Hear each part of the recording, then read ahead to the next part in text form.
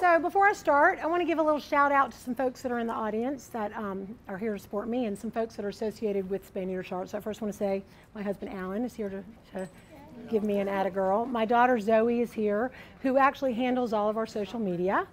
And Billy Richardson is here, who is our director of operations and business systems. And for whatever great ideas and passion I have around this, it would not be possible without Billy on the other side of it being the implementer. There's nothing that Billy cannot do, basically. And you cannot have her, so get that out of your mind. And then we have Olivia Cohen here, who's the vice president of our board, who's soon to be the chair, who brought my show and tell. I bet you, to all these skookum things you've been to, you've never had a show and tell that you can actually pat, right? So she brought Emma with her, who is her rescued pug. And we'll talk a little bit more about that in a minute. But before I start to tell you my story, I thought I'd ask a few questions. So those of you who know me cannot answer these questions. You are disqualified, all right? So how many folks here own a dog or a cat? That's very respectable. And how many of you guys have your dog or cat fixed? Looks like almost everybody in the room. So somebody tell me why you decided to fix your dog or cat. It's the right thing to do. We adopted ours from a kill shelter, so it was already done. It was already done. Other reasons? Well, let me ask you a few questions. What's the difference between, what's the name of fixing a female dog? Do you know what that's called? Spay. And a male dog? Neuter. Okay, now here's one I bet you can't answer. Do you know what a crypt orchid is? Anybody? All right, men, uncross your legs. This is for a male dog or cat that does not have a descended testicle. That's called a crypt orchid. And actually, we fix a lot of dogs and cats that are that way. But honestly, when I started thinking about opening up a nonprofit spay neuter clinic in 2010, I probably knew about as much about it as you do. I was certainly not an expert. And you could see from my bio, I don't have a doctor in front of my name. I'm not a veterinarian. So I'm sure the first question you're asking yourself is, like, why is she doing this? And the answer is that I did know something that I'll bet most of you don't know, which is in 2010, when I first started thinking about this, our community was euthanizing over 14,000 healthy dogs and cats every year. So think about that number. Over 1,000 a month. And the reason that they were doing it was a space problem. Literally, there was not enough space at the shelter. Too many coming in, not enough going out. And the reason that I know this and you didn't is because at the time I was on the board of one of the predominant animal welfare organizations in the community, and I actually had just served a year as their board chair. And I'll tell you a little secret that I haven't really said publicly before, but I left in somewhat controversial circumstances. And the reason that it was sort of controversial was when I finished my term as chair, I pretty much walked away from the organization. And most board chairs stay around in some kind of advisory position, but I didn't. And the reason that I didn't was because I was frustrated with the lack of urgency that the organization felt around this issue. And I was a little mad about it because I felt like, where's the leadership here? We all know this is going on. What are we doing about it? And I didn't feel the commitment was there to really make substantive change. So I basically had to look in the mirror and decide if I was going to put up or shut up. And I decided to put up. And the way to put up was to fix more pets. And I'm no mathematician and actually laughed when I heard this described as tech talk, but what I knew mathematically was if we were producing fewer animals in our community, there would be less going into the shelter, and therefore, reciprocally, we would be euthanizing less. So I knew spay neuter was the answer. And I was very fortunate that I also knew, I knew enough to basically be dangerous, but I knew there was an organization in Asheville, North Carolina called the Humane Alliance, which is one of the preeminent spay neuter facilities in the country. So I rode up to Asheville and had a long conversation with their director, kissed her ring, and said, you know, what do you think about this idea of me opening a nonprofit spay neuter clinic? And she said, do it. And so I formed a 501c and started doing research about how, I figured if I'm doing this, I'm going to be the best at it. I'm not going to settle for the status quo. I'm going to pioneer this, make it better. And so I started looking into the industry. And what I found, much to my horror, was this particular industry was operating on business practices that were circa 1950. And the best example I can give of that is that all the spay neuter clinics across the country, including the Humane Alliance, which was considered one of the preeminent ones, was using a paper-based system for medical record keeping. Carbon paper. How many people in this room have even seen a piece of carbon paper before? Good for you guys. Well, most people haven't. But we looked at it and said we weren't, and that was basically just kind of the tip of the iceberg. And we said we're not going to do that. We're going to try to figure out how to bring modern thinking into this industry, and that's basically what we set about doing. So we repurposed a veterinary software that was being used in private practice medicine for us, and it was, and as Billy can certainly attest, it was an arduous and still painful process to make it work for us. We had a programmer in Charlotte develop an online system for scheduling appointments. We decided that we weren't going to frustrate our clients by having them call us, and then we had to call, and I mean, it was literally taking us 2 weeks to get back in touch with someone. So now you can go on our website and you can schedule your own appointment just like you were booking your seat on an airline. And we also, in addition to sort of some of the operational things that we did internally, we also looked externally and said, what are you guys doing in the marketing arena? And found that there was an assumption made that because our clients are primarily people who don't have a lot of financial resources, that they wouldn't search, that they didn't search because they didn't have computers. And we were like, everybody searches. They just use phones. And so we bought Google AdWords, and we retweaked our website so that it was mobile applicable. And Zoe handles our social media, and social media is one way that we really get the word out about what we do. And as you heard, we've been in the marketplace now, we'll be 5 in August, and last week we actually crossed the line of fixing 40,000 animals. So you know, we have succeeded, and all the people around us said, it won't work, it won't work. And we said, we don't care, we're going to try. And guess what? They're now all doing it. So the Humane Alliance developed their own online scheduling system and came up with their own veterinary software. Now, rumor has it that it doesn't work as good as ours, but you know, they followed suit. And other spay neuter clinics across the country have also looked at us and said, well, if they can do it, we should be able, you know, to do this too. And so we know that by thinking the way we think, we have really, you know, made a difference here in Charlotte and also across, you know, across the country.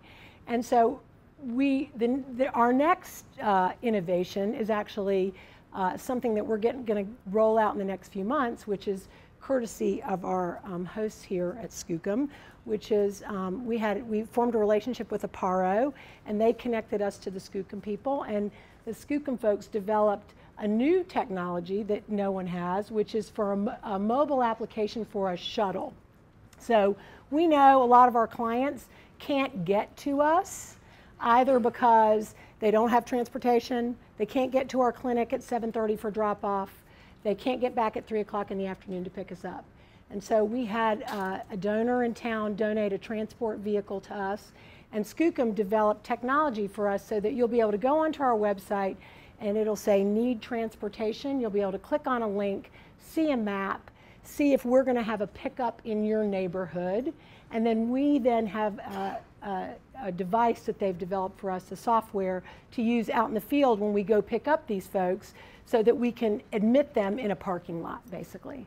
So that's the next, you know, innovation that we've had, and as soon as we finish testing it and working all the kinks out, we're going to, you know, roll that out to other folks in the industry. So it sounds like, you wouldn't imagine that technology and spay-neuter would go hand in hand, but it certainly has for us, and we know that we're making a difference in the community, and we're not done. We have other frontiers that we're interested in conquering, and you just need to stay tuned, essentially. So, anybody have any questions? Sure. I wanted to say that I'm happy for you. It sounds like a great idea. I'm a bus driver in Charlotte, so I always see the stray little kittens. And your statistics that you just gave, I don't know when the Michael Vick thing happened, but that was one of the things that was one of the pro things they tried to say, that I don't know why all these animal people are out here because they're doing the same thing, and they gave those figures, and so that stuck in my brain, and so whenever I see a stray cat or dog, I think, man, they're gonna get it. So. Well, it's funny. I was talking to my brother who's in the PR business about my talk, and I said, I'm not going to stand up in front of this group of people and claim that the reason that the statistic was in 2010, the statistic was 14,000 animals that were being euthanized. And as of last month, the number is down to 7,000. So in 5 years, that number has dropped by almost half. And I said, I'm not going to stand up in front of these people and claim that I'm responsible for that. And he said, well, you can stand up in front of them and tell them that I said that you said that you're responsible for that. And what I can say is, I don't think we can take all the credit. There have been other organizations in the community that are also doing very good work. But what I will say is that we've been a catalyst that has pushed them to do better. So the organization that I was a part of is now doing things in a very different way. And partially it's because we were some competition in the marketplace, which made them up their game. And so you can see, it's tangible that, when we started out, the number was 14 and now it's 7, and our goal is ultimately to make it 0. There are many cities across this country that don't do this. This is not a problem that takes a tremendous amount of monetary resources. What it takes is community will. The will and the knowledge on the part of the community to say, we should not be in the business of killing healthy dogs and cats because there's not enough room for them at the shelter. And it's a supply problem, which we're whacking away at with spay-neuter, and it's an adoption problem, which is more folks in the community need to go to the shelter to adopt animals. It needs to be cool to adopt a shelter animal. That's the next part of this, is making it cool to have a shelter animal. But between our work and the community being involved, in Richmond, Virginia, they have not euthanized a healthy animal since 2004. And it was somebody standing up and saying, we're doing this and we should be done with this, and do you want to be involved in finding the solutions? And so I've been working hard at Spay Neuter Charlotte to prove to the community that I can do this work. And my next thing is to go out to the community and say, okay, I've shown you what I'm committing. What are you committing to this, to make this happen, to solve this problem? So all you smart people in the room, and I know you're all smart because you're here at Skookum, think about that, because there are lots of creative ways to solve problems, and sometimes the people that are in the thick of it don't see the forest for the trees, because we're so busy doing the work every day and trying to whack away at the problem that it's hard sometimes to get above it and say, have you ever thought about this? So if anybody has great ideas, I'm certainly always willing to hear them. Olivia, you want to talk for 2 seconds about why? Olivia's our vice chair of our board and going to be the chair, and it might be interesting for you guys just to hear a minute from her about why she's involved with spay-neuter. Because spay-neuter, not the sexiest thing. It's more fun to be involved on the adoption side of things because you're saving animals and that's warm and fuzzy, and what we're doing is a preventative thing, which is not only hard to communicate, but doesn't always feel so, like you're doing good deed doing. Thank you. After hearing Cary talk, she's such a great speaker that now you understand why I had to bring along the visual, so, so forgive me. But about 6 years ago, Cary gave me a call, and we knew each other from working in different animal capacities. But we didn't know each other very well, and she called and said, you know, I have an idea, can I run it by you? Well, I said, sure, you know, come on over, because there are two things you can always find at my house. One is a cup of coffee, and the other is an opinion. So, and sometimes more opinions than you'd like to have. So I told her to come over, and like she just said, when she presented the idea of spay neuter, it was almost like, oh my gosh, we spent so much time going, oh, we've got to adopt these dogs out, and for every dog that came into a facility, there were 10 more to take its place, that I knew that it was something I wanted to be involved in.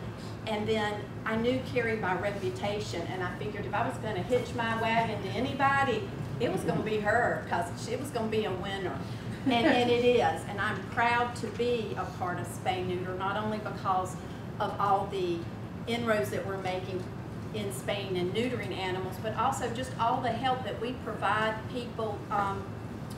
Emma's one example. Emma was dumped off just because she had some skin conditions. She didn't look real good when she was given to a kill shelter. But because of a place like spay neuter, dogs that are having skin problems don't have to be turned in. Owners who can't afford care by, you know, traditional means of veterinary care can come to spay neuter and get the help that they need to keep their pet. I sort of have a penchant for senior citizens because I am fast approaching that. And so, you know, Emma is probably about 13 years old now. I've had her for about 4. But so many dogs are turned in when they get older because they do develop health problems. And the fact that spay neuter is now branching into helping animals stay with owners by providing veterinary services and also by providing just food. Oftentimes it just comes down to, do I feed my dog or cat, or do I feed myself or my children? And those are choices we don't have to make, but a lot of people do. So to be able to keep animals in their homes and prevent something. Emma's a wonderful dog, and I wouldn't give anything for her, but she was just lucky. She was put at a kill shelter because it was so overcrowded. She was given 3 days. And somebody who volunteered there happened to look at her and go, well, she kind of looks like a pug, called Pug Rescue of North Carolina. And they said, well, she kind of looks like a pug. And they decided to pick her up. And so Emma had a happy ending, but not all dogs do. And I want to see everybody have a happy ending. And I think spay neuter Charlotte is the way we go about that. So thank you all for having Emma and I, and for providing her with some water. And, and she would like some pizza, but Mama said no. Thank you. I'm going to try not to step on Emma here. Anything else? Anybody have any other questions, comments? Yep. Is our spay neuter services only for folks that need financial help? No, Or for everybody? we don't qualify anybody. So when we first opened, we were not 100% sure who our client was going to be. But now we have a pretty good sense of who our client is. Not exclusively, but for the most part, our clients are folks who work, who own a dog or cat, who can't afford private veterinary medicine anymore. So to fix your female dog, and look, be clear, I have nothing against private practice veterinary medicine. I think those guys do good work and are doing good things, but not everybody can afford to access their services. So if you had a large female dog, took it to a private practice vet, it would cost you probably somewhere between $300 and $400. Well, we do that surgery for $89 on a regular basis. And the reason that we can do that, people say, oh, well, do you give them anesthesia? Yes, we cut your dog's belly open without anesthesia. Of course we give anesthesia. The reason that we can do it less expensively is because this is what we do. We are masters of this. Our doctors are specially trained. Whereas in a private practice, it might take the doctor an hour to fix that female dog. It takes us 20 minutes. My dog has a spay incision on her belly that's about this big, and our incisions are about that big. So we're experts at this. So we have 67 patients at the clinic today. They probably started surgery yesterday. They started surgery yesterday morning at 8:30, and they were done at 1:40. We had 2 doctors, 6 assistants working on it. So we're efficient at it, and we can do it less expensively because we're efficient. So we have found that our sweet spot are folks in the community who can't afford to go to private practice vets. And so we got into the wellness business when we realized that so many people weren't going on an annual basis to get a rabies shot or to get heartworm tested. So we started doing that as a way to meet a need, and now it's become a very much primary part of our business, and we have plans to expand that business greatly. But we don't qualify people, and we are the best at it. So it's not that I would ever want someone not to go to their private practice vet, but we're better at it than everybody else. So we welcome anyone who wants to, come through our doors and use our services. Yes? Was your 14,000 and 7,000 numbers, was that for Charlotte proper or was Charlotte was that for county? Charlotte Mecklenburg. So, oh, she's eating the pizza. You should give her a little piece of the pizza. She went all the way over there. Come on, give her a little piece of the crust. How bad can it be? She still knows it's there. I'm waiting for her to jump up into your lap.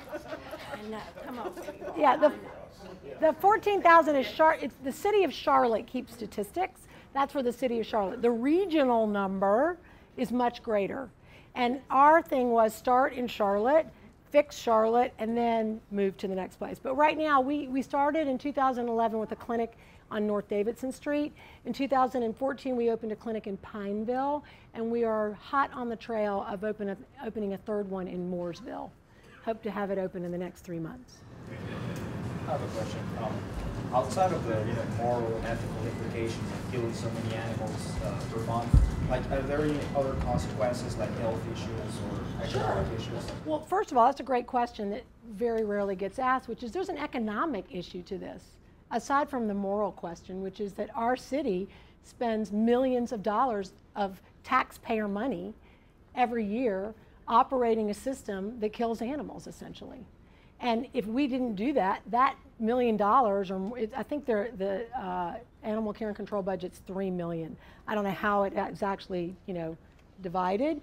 But if we weren't doing that, that money could be used for other purposes. And we vaccinate a lot of animals for rabies. Now we don't have an issue here in Charlotte, but there are other communities that do. It's a North Carolina law that your dog has to have a current rabies shot, and we do rabies shots for $10. And do you know what our statistic is on how many we've done?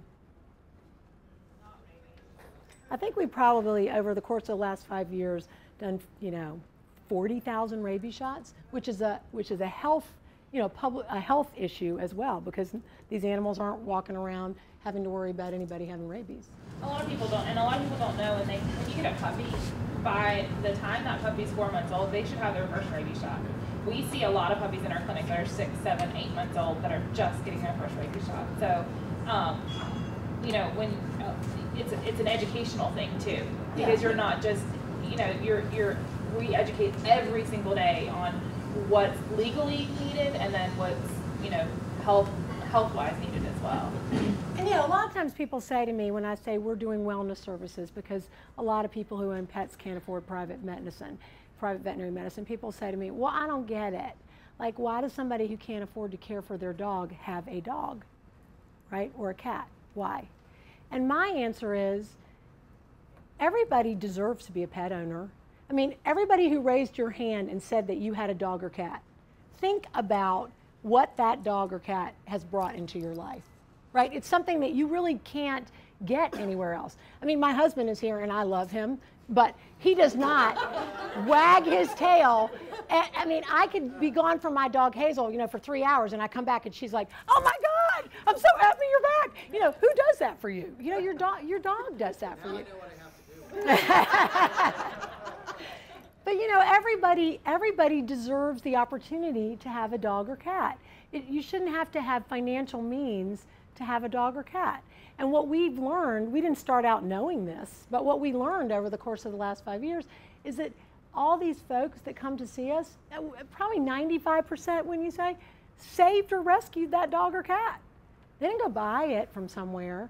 The neighbor left it, they saw it on the street, the cat was living in the backyard, they rescued it. And for a lot of our people, they tell us, they say, well, we can't come in until we get paid.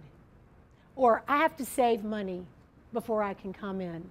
So for me, I provide care for my dogs and cats, and it doesn't necessarily impact the rest of my life. But our clients have to make sacrifices to care for this pet that they adopted. Like, that's a pretty amazing thing that they're doing, and we should provide services for them in a way that they deserve. And they shouldn't feel like they're lesser because they can't afford to go to a private practice vet. And that's what we're all about, is trying to provide the best quality services we can for our clients. And that's the perfect circle where the technology piece has really allowed us to do that in a way that other folks in the industry were not doing. So you mentioned that your customers are low-income pet owners, Right. and there's also another side of that with the shelters who come to care for the animals. Sure. Can you tell us a little bit about some of your marketing strategies to reach out to those customer groups? Zoe, you want to get up here? Okay, so when we first started, we really didn't have a model for how to market because nobody was doing it. And to be very candid, we started buying Google AdWords because it was cheap. It was the cheapest way to market our services. And we weren't 100% sure it was going to work. And now it is a major part of how we market because everybody searches. And we realized, even people that don't have affluence have phones and they search for things. That's what people do. That's the what do they say, the franca lingua of the culture now. That's what people do. They search. So we started out doing that. And then we realized, because of the way Google works and the fact that it's impossible to keep up with what the algorithm for the week is and how you do it, that we needed some help in terms of our social media. And we actually hired someone who helped us a little bit get our Facebook act together. And then we threw the ball to Zoe, and Zoe buys ads on Facebook, and we put videos on Facebook, and Facebook is a big driver for us. So if we put on Facebook, this month we have a grant from PetSmart, and we're fixing puppies and kittens for $20. And we typically market what we're doing a week in the, we started marketing that back in May, the last week in May. So we put the ad out on Facebook in May, and by June 1st, we had booked probably 300 appointments.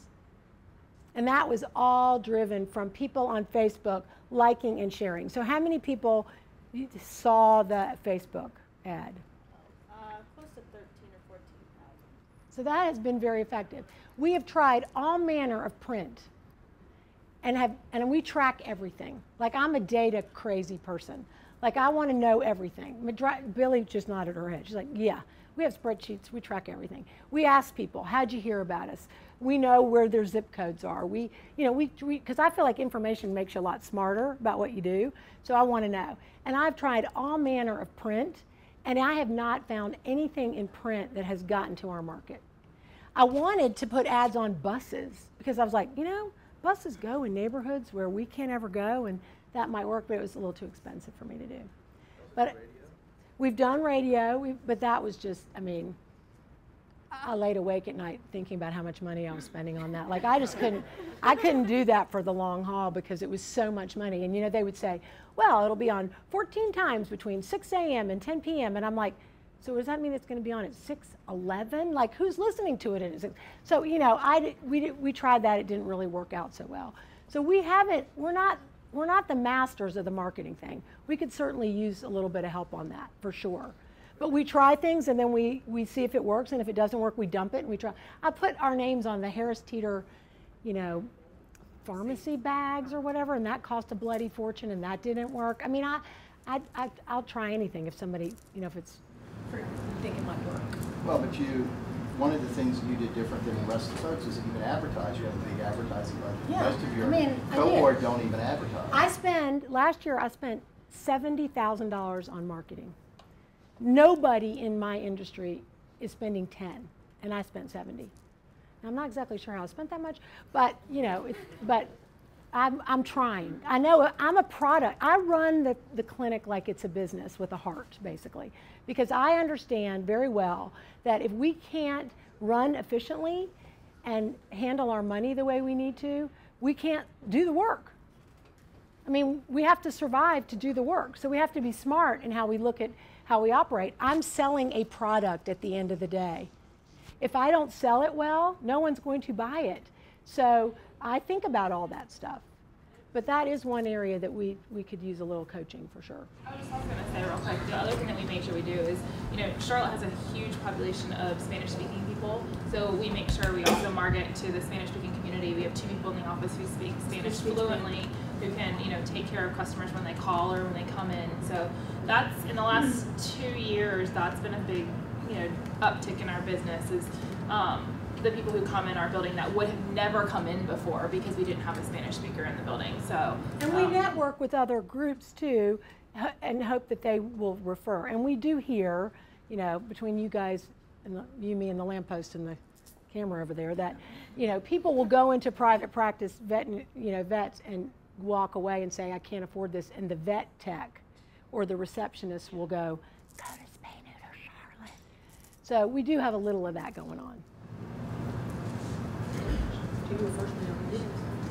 Well, that was one of the things I was going to ask about is what your partnership's like with, like, say, for instance, crisis assistance, who is providing, it really has to be a crisis before they can step in, but by the time somebody's not able to pay their power bill and going to crisis assistance or something like that, is there, or urban ministries or somebody like that, is there somebody like we that? did. We tried it with crisis. So for a long time they had vouchers. So we said, you guys have vouchers, and when you run into somebody who has a problem and has a pet, give them a voucher. But functionally what ends up happening is when you're in a place, when you're in a crisis and you can't pay your rent, the last thing you're thinking about is fixing your dog or cat. So we never really got any traction with it. It might be something we should revisit. But we've helped homeless people who have dogs and cats.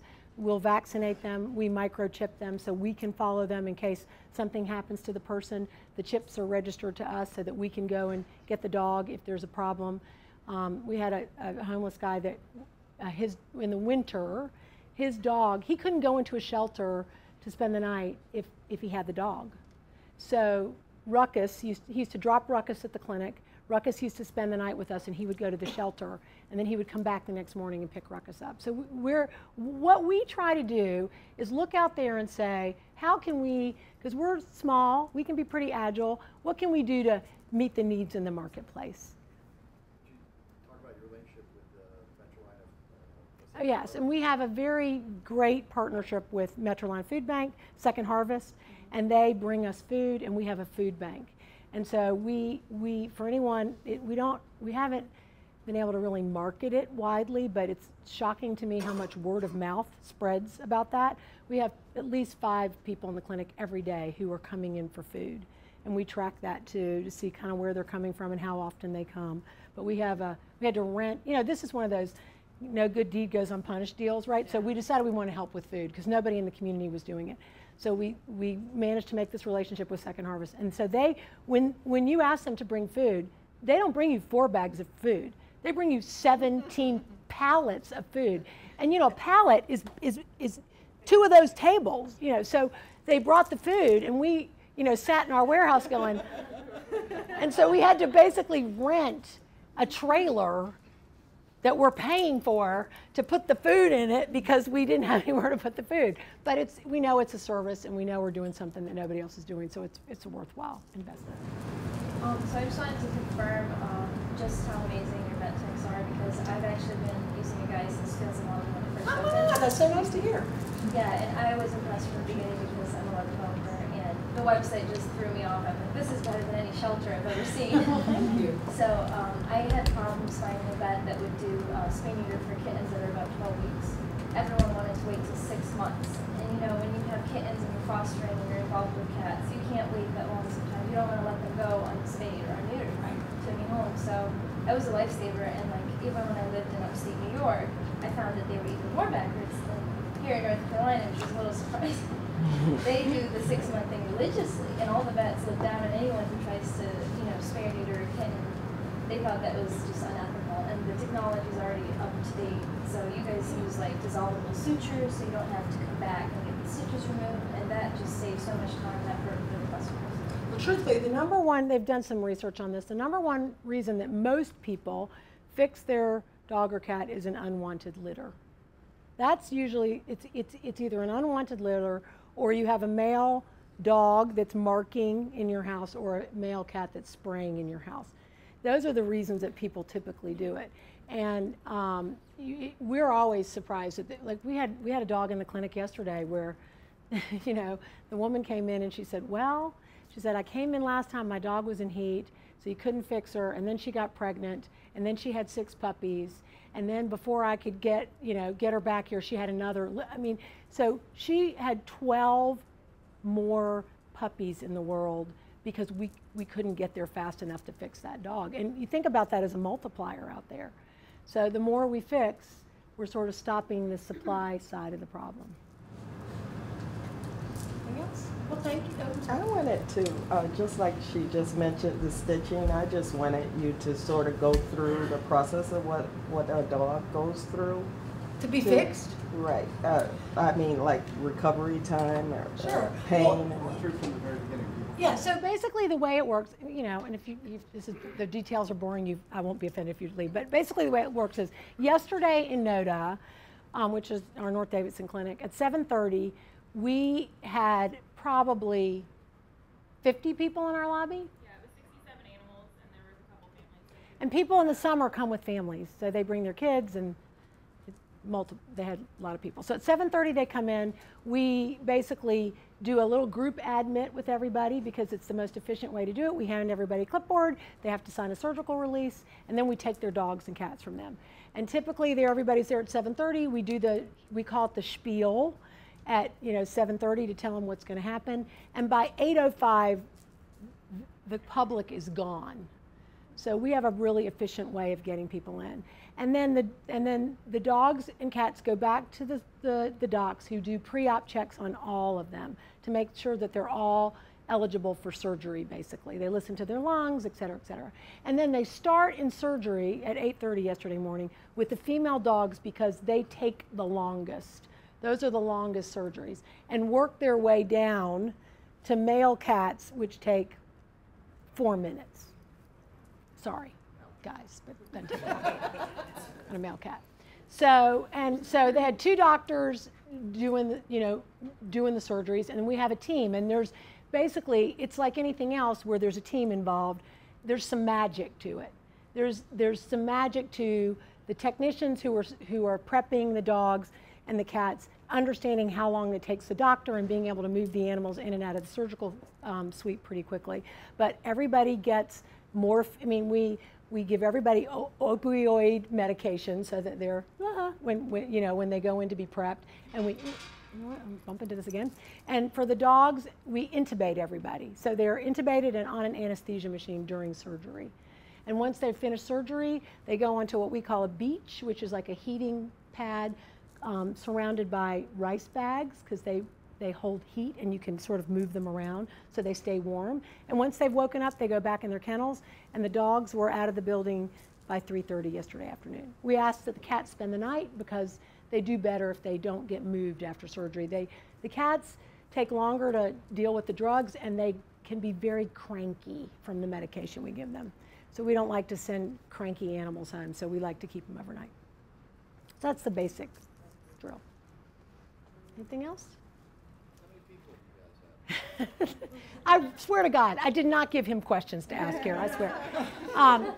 When we started in 2011, we started with 5 people, and now we have 27. We have 2 clinics, and we have 5 docs, all of whom are licensed veterinarians who came out of private practice who work exclusively for Spay Neuter Charlotte. Anything else? Well, thank you guys for allowing me the opportunity to speak with you. I really enjoyed it.